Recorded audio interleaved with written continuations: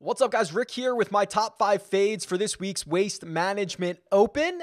Did pretty good last week outside of that pesky Xander Schauffele, who never gives up, never gives in, and figured out a way to finish T2. I knew that was going to be the one to burn me, but hey, you win some, you lose some. Looking forward to this week. These are golfers that I either have concerns about, ones that I think will be too highly owned, some golfers that I just don't want as much action on as the rest of the industry or as the rest of the community. Don't forget, 2 live chats on Wednesday on the Rick Run Good YouTube channel for you to consume. Should be a great time, 3 p.m. Eastern Time and 8:15 p.m. Eastern Time. So join me for both of those. But for now, my fades for this week's Waste Management.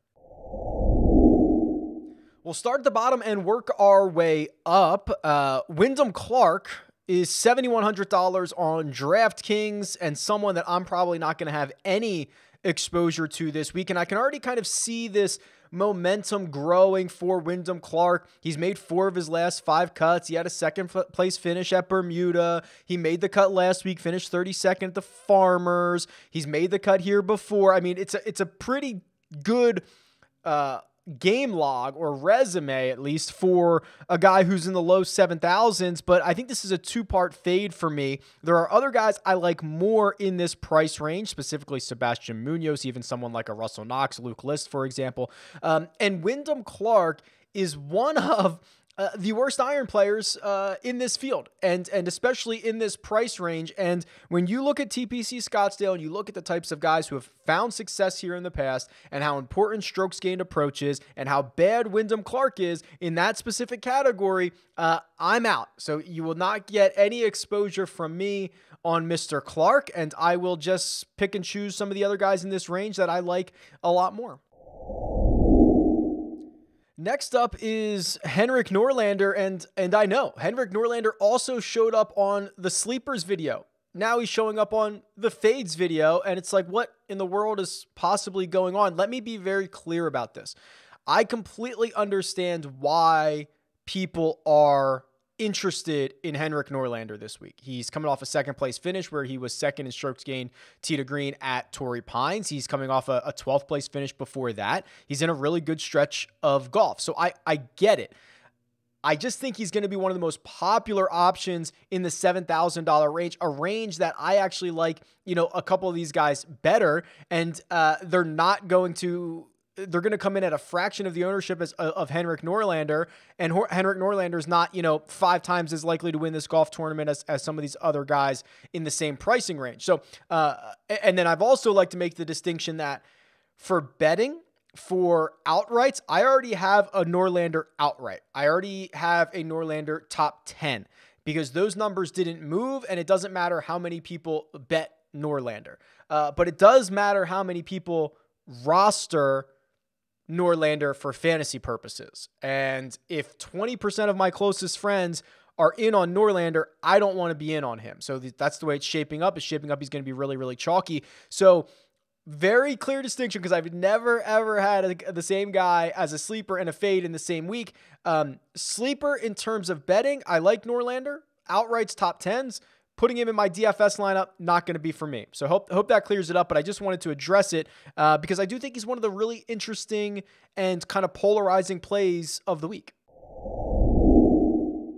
Gary Woodland is next, and man, Gary is very difficult to figure out. I liked him last week. I had an outright on him. He played well in the opening round. Then he got to the South Course and didn't really do much. And I'm kind of looking at his last couple of starts here, and we're presuming now Gary Woodland is healthy again. We know he had the injury issues at the end of last year, but he still doesn't have the best part of his game back. And I guess that's the most concerning part, is now in 3 of his last 4 starts, measured starts, he's lost strokes off the tee.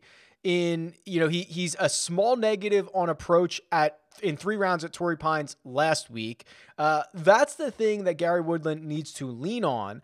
And if he doesn't have that, he's not the version of Gary Woodland that we considered.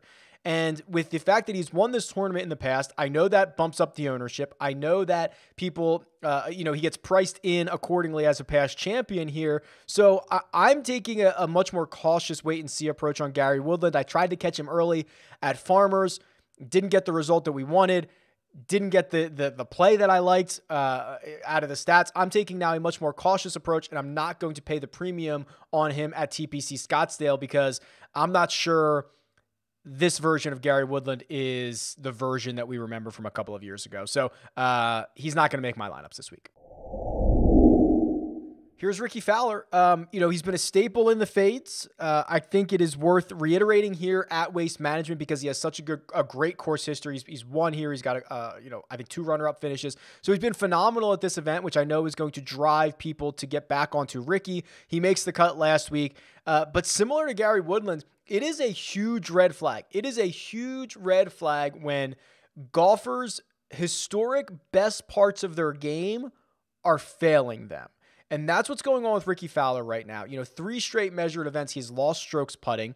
It's only the second time I could find in my entire database in the last 6 years that he's lost strokes putting in 3 consecutive events. That's the one thing that keeps momentum going for Rickie Fowler, right? He's been one of the best putters. You make a long par putt to keep your rounds together. You start rolling in birdie putts, you get hot. If he doesn't have that, it doesn't matter what the rest of the swing changes are going through. And maybe he's been allocating a lot of time to the swing changes, a lot of resources and timing to that. Hasn't been able to practice as much with the putter. And it's concerning. And we've seen this from golfers over the years. Jordan Spieth, kind of the same thing. When they lose the best part of their game, it's trouble. And it's only been 3 events, and we'll see if Rickie can turn it around. But I'm keeping a very close eye on this situation, and I'm not paying that Rickie Fowler Waste Management premium this week. And finally, Hideki Matsuyama. Yeah, here's the one that's going to burn me. This is the one that is most likely to burn me, but I'm looking at this, and I see Hideki Matsuyama's course history. I know it's phenomenal. I know that there is really few golfers at few golf courses that can replicate the results that Hideki has. My concern about Hideki is his irons have been just a bit more erratic than usual, and the putter is still poor. So what is happening is all of his great upside is capped. Like, even when he has a really great ball striking week, like he did at the US Open, he finishes 17th. Or a really great ball striking week, like he did at Sony, and he finishes 19th. The putter continues to be so bad that even when he is the world's best iron player, he can't make it up. And I start to look at some of these results. He has 2 top 10 finishes in his last 20 starts. Think about that. I know a top 10 is kind of arbitrary, but 2 top 10 finishes in his last 20 starts. Well, he's going to need a top 10 to pay off this price. He's going to need a top 10 to pay off this expectation. And all of that great upside is capped because he can't find the putter.